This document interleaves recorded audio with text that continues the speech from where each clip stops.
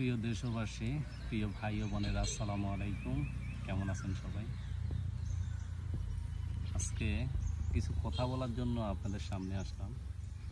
কথাগুলো আসলে আমি ছোট মানুষ, আমার কথা আপনারা কে শুনবেন আর কে ধরবেন আমি সেটাই আসলে চিন্তা করতেছি। তারপরেও নিজের বিবেক থেকে আপনাদের সামনে দুটা কথা বলার জন্য আসলাম।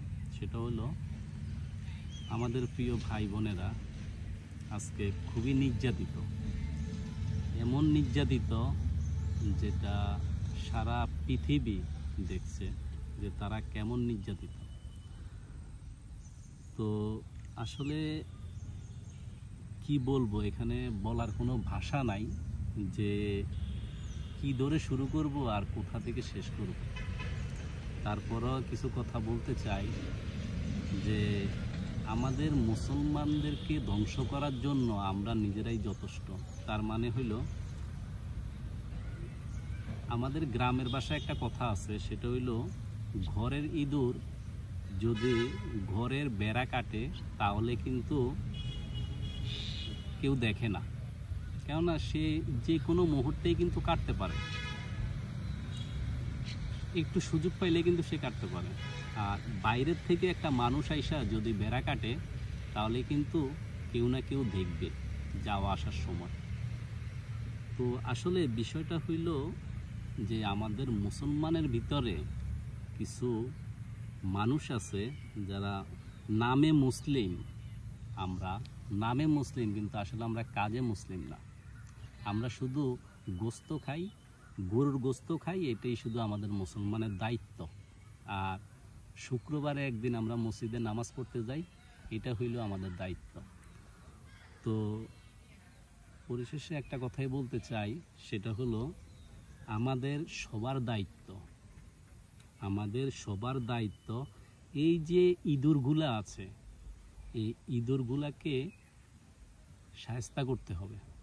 এই ইঁদুরগুলাকে যদি শায়েস্তা না করা যায় তাহলে বর্তমান যে পরিস্থিতি আপনারা দেখতেছেন, আমরা দেখতেছি, আল্লাহ না করুক ভবিষ্যতে কি হয় এটা একমাত্র উপর আল্লাহ ছাড়া কেউই জানে না।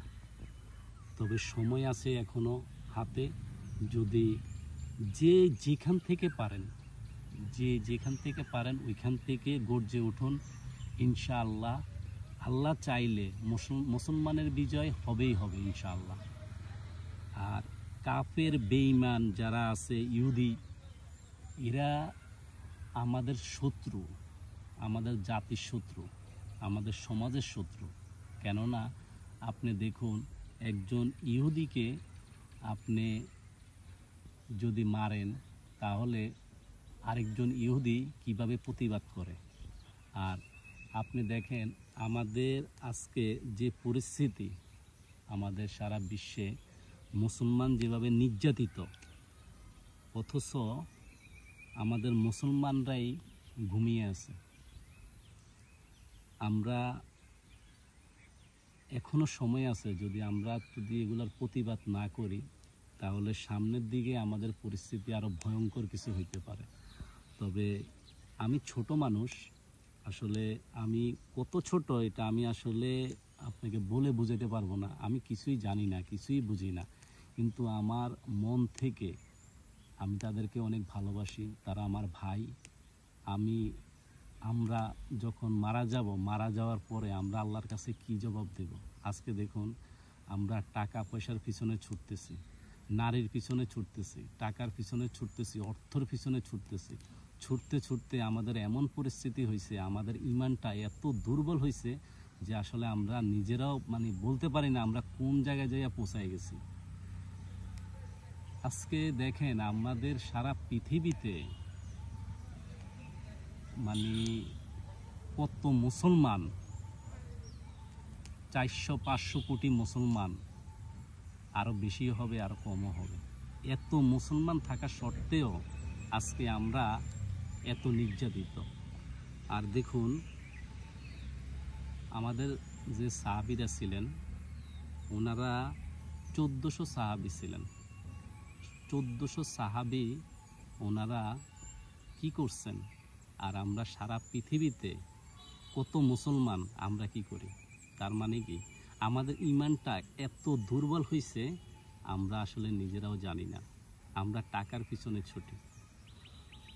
তো কি বলবো আর আপনাদের, আমি শেষে একটা কথাই বলতে চাই, আমি কিন্তু খুবই ছোট মানুষ, আমি কিছুই জানি না, কিছুই বুঝি না। আমার জ্ঞান থেকে আমি যতটুকু দেখি, যতটুকু শুনি, আমি ওইখান থেকে দু চারটা কথা আপনাদেরকে বলছি। যদি আমার এই কথাতে যদি আপনারা একজন মানুষও পরিবর্তন হইতে পারেন, আল্লাহর কাছে জবাব দিতে পারেন, আলহামদুলিল্লাহ। আর দ্বিতীয় কথা হয়েছে, আমরা যে পণ্যগুলা ইউজ করি, আমরা যার যার জায়গা থেকে সেই প্রতিবাদ করি। আমরা যে ইসরায়েলি পণ্যগুলা ইউজ করি, এই ইসরায়েলি পণ্যগুলা আমরা বয়কট করি, এমনভাবে বয়কট করি যে যেখানেই আছেন ওইখান থেকে আমরা বয়কট করি। আর কিছুদিন আগে এই 4-5 দিন আগে উত্তরায় তারা ছাত্র সমাজ যারা আছেন, আলহামদুলিল্লাহ দেখছি এবং শুনছি, ছাত্র সমাজ যারা আছেন তারা উত্তরায় আপনার ওই পণ্যগুলা ঢুকতে দিচ্ছে না। আলহামদুলিল্লাহ, এটা অনেক সুন্দর, অনেক সুখবর। তো আমরা যদি যার যার জায়গা থেকে প্রতিবাদ করি, আলহামদুলিল্লাহ, আল্লাহ যদি আমাদের সাথে থাকে, ইনশাল্লাহ আমাদের জয় হবে, হয় 2 দিন আগে নইলে 2 দিন পরে। তো আমার কথাগুলায় কেউ কোনো কষ্ট নেবেন না, আমি কিন্তু আমার নিজের জন্য একটা কথাও বলি নাই। আমরা সবাই ভাই, আমরা মুসলমান ভাই ভাই, আমরা একে যদি আরেকের উপকার করি তাহলে সমাজটা এরকম দূষিত হবে না। আমরা সবাই সবার পাশে থাকি, সবাই সবার কাঁধে হাত রেখে চলার চেষ্টা করি। তো আজকে এ পর্যন্তই, আমার জন্য দোয়া করবেন। আল্লাহ হাফেজ, আসসালামু আলাইকুম।